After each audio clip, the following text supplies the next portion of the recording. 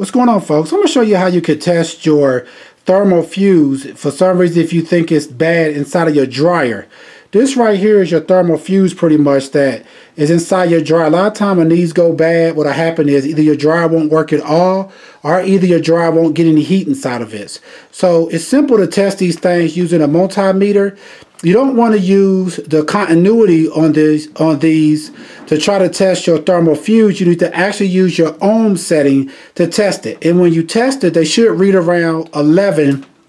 So we put it on to, hold on.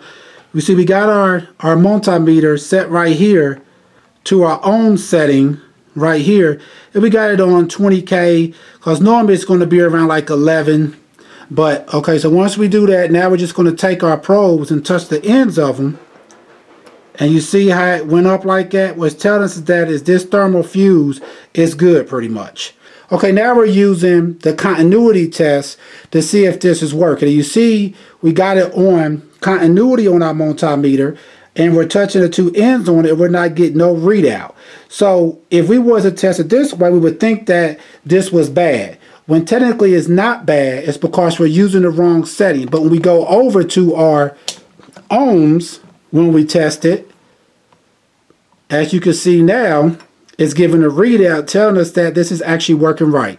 All right, folks, once again, this is how you would test your thermal fuse inside of your dryer to make sure that it's working correctly or to see if it's bad or not.